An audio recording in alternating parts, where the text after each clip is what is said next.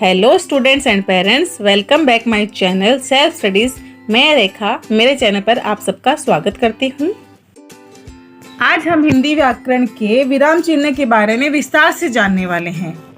यहाँ हम देखेंगे कि विराम चिन्ह किसे कहते हैं, विराम चिन्ह की परिभाषा क्या होती है, विराम चिन्ह कितने प्रकार के होते हैं और विराम चिन्ह के उदाहरण। इन सभी प्रश्नों के उत्तर आपको यहाँ विस्तार से देखने को मिल जाएंगे। तो चलिए शुरुआत करते हैं विराम चिन्ह की परिभाषा।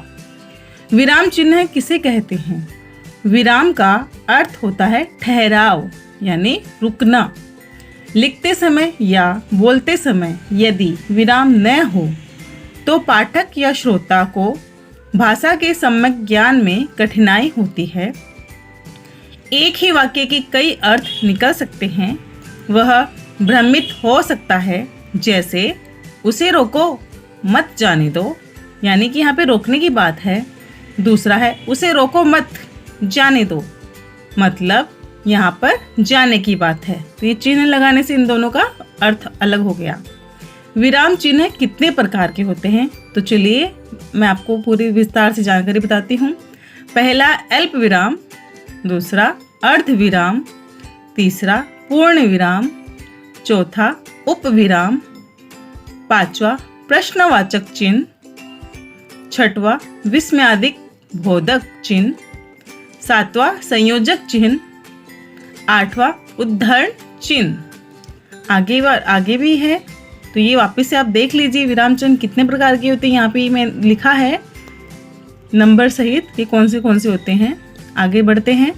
9वां कोष्ठक चिन्ह, 10वां निर्देश चिन्ह, 11वां लोप चिन्ह, 12वां लाघव चिन्ह, 13वां पुनरुक्ति चिन्ह, 14वां त्रुटि चिन्ह, 15वां विवरण चिन्ह। यहाँ पे हो गए सारे विराम चिन्ह। कौन से है?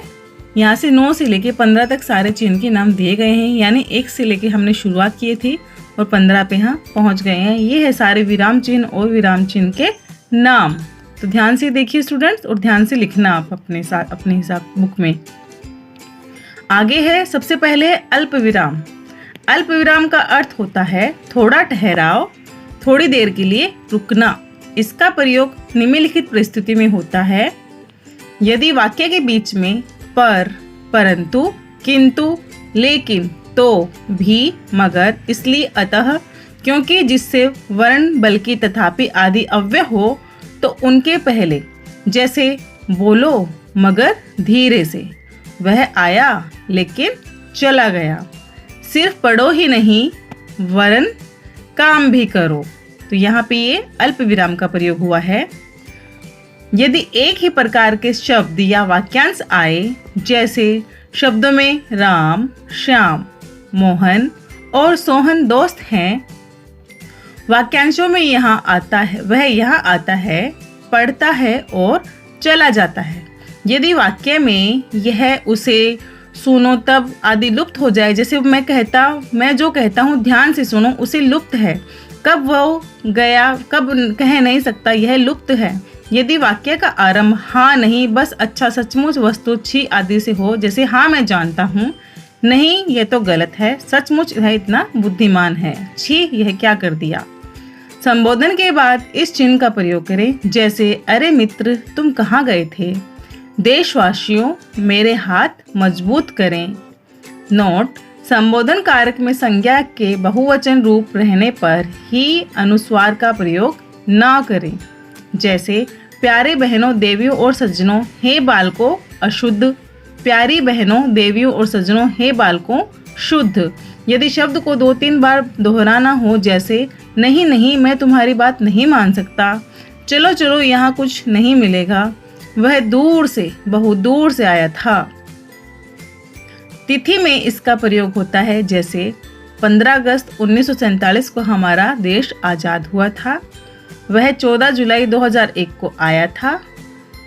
पत्र में संबोधन के बाद इसका प्रयोग होता है, जैसे प्रिय सुरेश खुश रहो। किसी की उक्ति के पहले की स्थान पर, जैसे सोहन ने कहा कि मैं दिल्ली जाऊंगा, सोहन ने कहा नाम, ओहका और पता प्रत्येक पद के बाद इसका प्रयोग करें। जैसे प्रो एस के सिंह, प्राध्यापक, हिंदी विभाग, पटना विश्वविद्यालय, पटना मेरे मित्र है, वह कंकड़बंगा, पटना बिहार का रहने वाला है। इसके बाद में है अर्धविराम। अल्प विराम से अधिक और पूर्ण विराम से कम ठहराव के लिए इस चिन्ह का प्रयोग होता है। इसके निम्नलिखित प्रयोग हैं।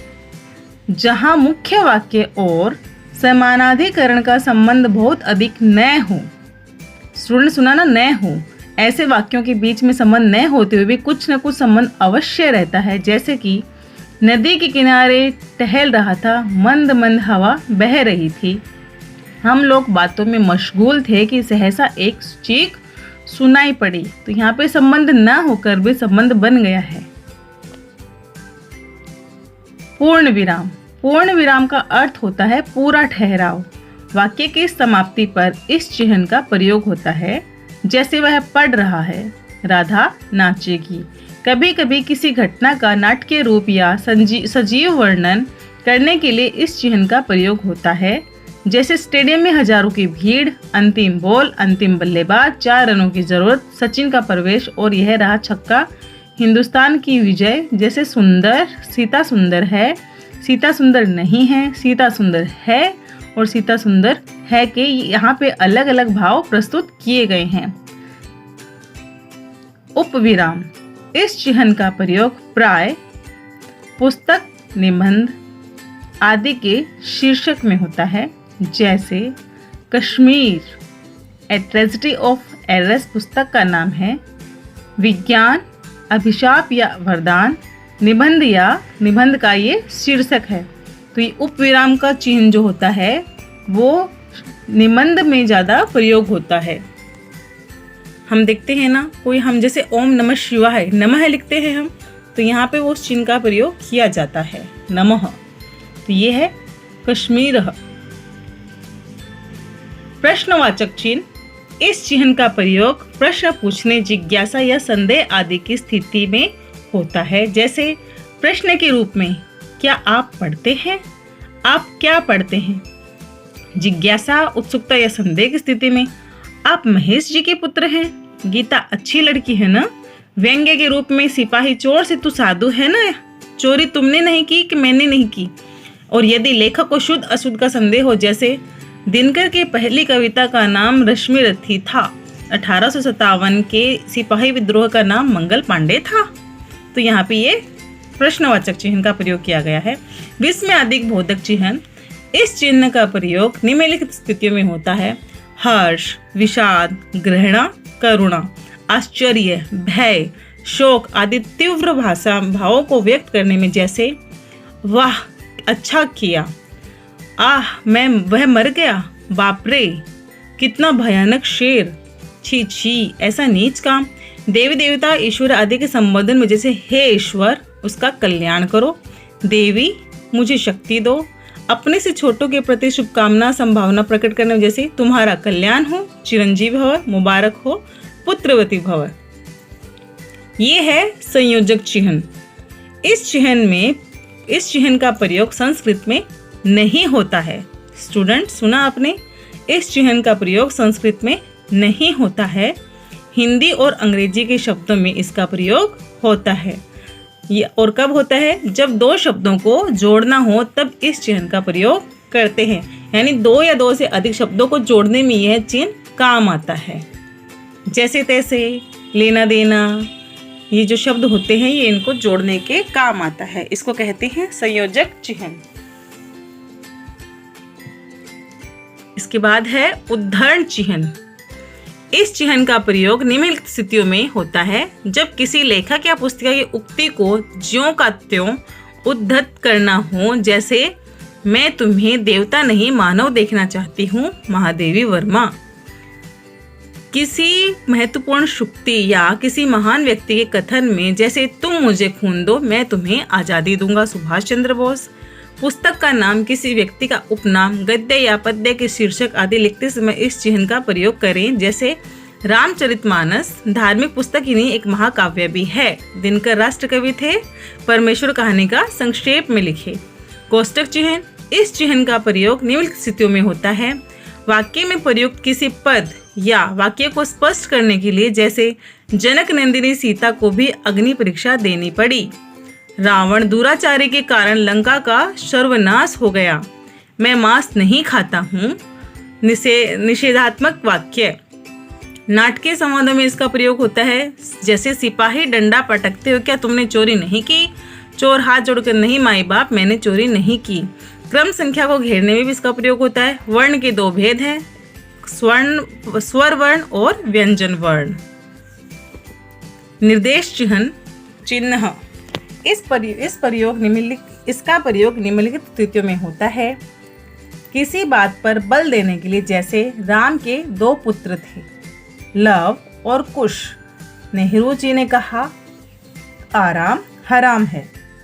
लेखक पुस्तक और उद्धरण के नाम के पहले, जैसे पोथी पोथी पढ़ जग मुआ, पंडित भयानक कोई।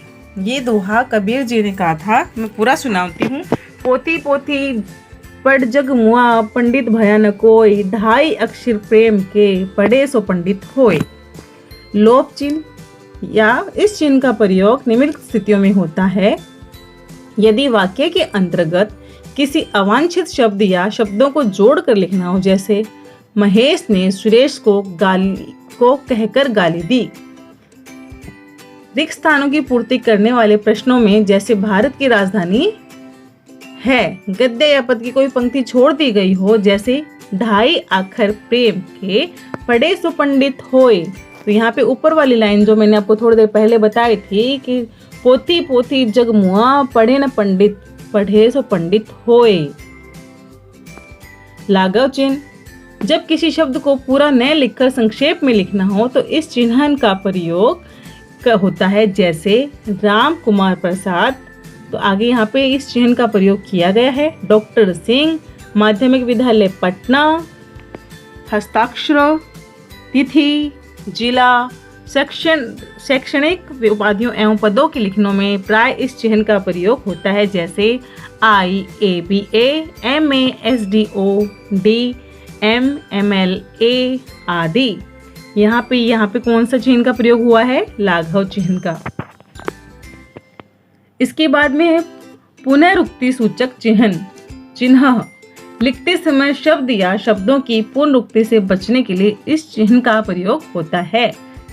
श्रीमती शीला उरांव, रांची, रीता सिंह, सुधा सिन्हा। वह आजकल हिंदी सीख रहा है। मोहन, मैं अंग्रेजी हूँ। तो यहाँ पे क्या है? पुनरुक्ति सूचक चिन्ह। तो स्टूडेंट्स, सेल्फ स्टडीज को प्लीज लाइक करें, शेयर करें, सब्सक्राइब करें। आपको हिंदी, मराठी यहाँ पे आपको सारे चैप्टर मिलेंगे, व्याकरण भी मिलेगी। शेयर कीजिए स्टूडेंट्स। ये है त्रुटि चिन्ह। लिखते समय यदि कोई शब्द या वाक्य छूट जाए तो उसे छूटे हुए शब्द या वाक्य को ऊपर लिखकर नीचे इस चिन्ह का प्रयोग किया जाता है। जैसे कभी कभी कोई शब्द छूट जाता है ना, तो वहाँ पे इस चिन्ह का प्रयोग होता है। जैसे मैं दूध रोटी पसंद करता हूँ, अब खाना लिखना तो भूल गया, तो ऊपर ऐसे ये मार्क का निशान करके और ऊपर लिख दिया खाना। मोहन आज दिल्ली जा रहा था, वह वहाँ पढ़ना चाहता है, मैं भी उसके साथ जा रहा हूँ। ऊपर वाली लाइन रह गई है तो उसको लिखने के लिए इस चिन्ह का प्रयोग किया जाता है। वो लाइन ऊपर लिख दी गई है और ये चिन्ह यहाँ पे लगा दिया गया है। इसके बाद में है विवरण चिन्ह। किसी वस्तु या विषय का विषय विस्तार वर्णन में इस चिन्ह का प्रयोग होता है।